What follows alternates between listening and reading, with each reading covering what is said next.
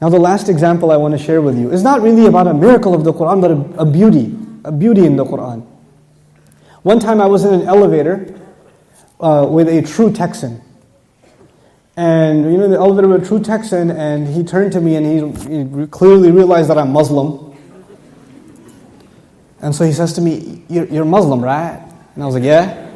He goes, what do you Muslims get in paradise anyway? I mean, this is an elevator pitch.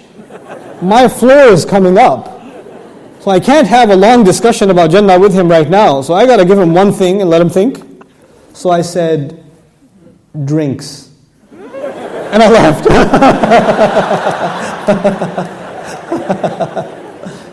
Dang nabbit, what does that mean? So anyway, now what did I mean by that? When I said to him, drinks. I want to share with you something about Surah al-Insan. Surah al-Insan. Also called Surah al-Dahr. If you really want to appreciate what I'm going to share with you, I have to set a scene for you first. Now, some of you, hopefully, are social people. So you invite people to your homes. Okay, some of you are like, no. But yeah, some of you invite people to your homes.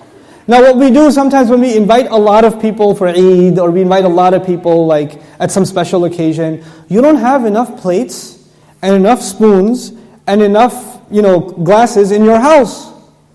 And the dinner table is not enough for everybody, so you go in the backyard, or you get a little bit of extra space and you maybe rent out a table, and you go to the store and you get like plastic tables, plastic spoons, plastic cups. You see what I'm talking about? And you can't possibly serve everyone because there's too many people at the house. So you buy the big giant, bottles of drink and you put them on the table and people can pour it themselves. Self-service party. This is usual, for people that aren't super wealthy. That's how they throw a party. That's how it is. It's normal. You understand? But then sometimes you get invited to a walima at some rich family's walima. They got like a Toyota. Their proton's not enough for them. They want a Toyota. You know what I'm saying? So you get invited to the banquet hall. And when you go to the banquet hall, there are no plastic cups. There are no plastic cups. There are glasses. And the glasses are upside down on the table before you even get there. Right? And when you sit there, a guy who's dressed like a penguin comes to you and says, more drink? More drink, sir? And he pours it for you.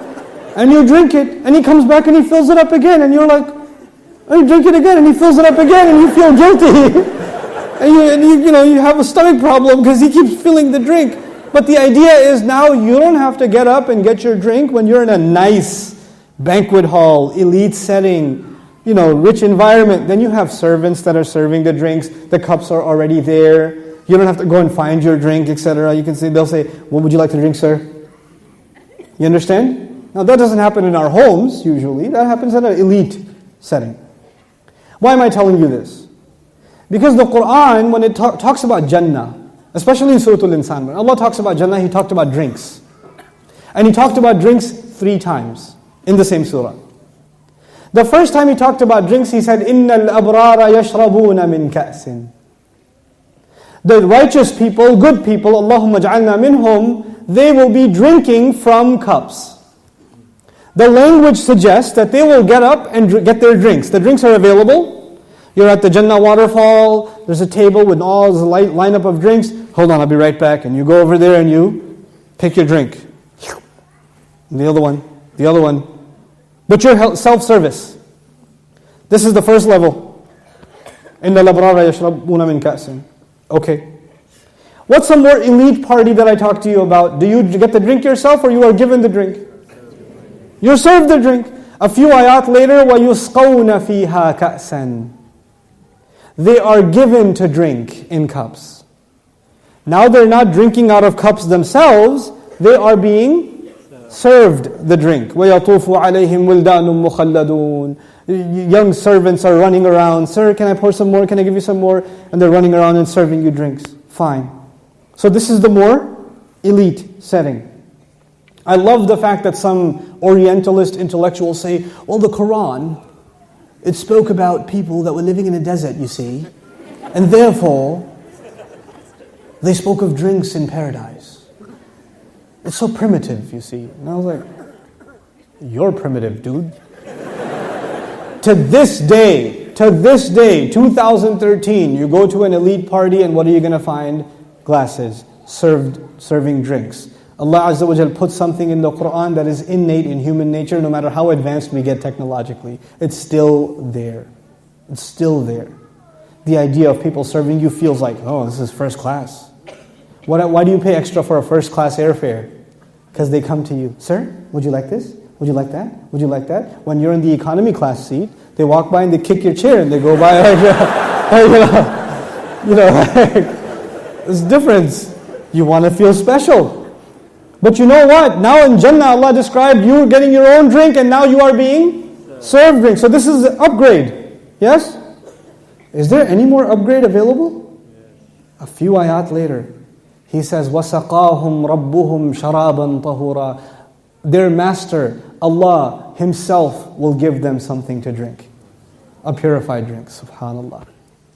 Subhanallah. You see how He upgraded? First you were getting the drink yourself, then you're being served the drink, and then Allah Himself gives you something to drink. Subhanallah. So when I turned to my Texan friend and I said, drinks, I mean it. I mean it. This is something so beautiful. Can you and I imagine even? Can we imagine the honor of being served a drink by Allah Azza wa Jal? وَسَقَاهُمْ رَبُّهُمْ شَرَابًا طَهُورًا. That enough is a reason. I don't have to know about anything else in Jannah. I'm just going, شَرَابًا طَهُورًا is good enough for me. I'm set. I'm happy with that. Subhanallah.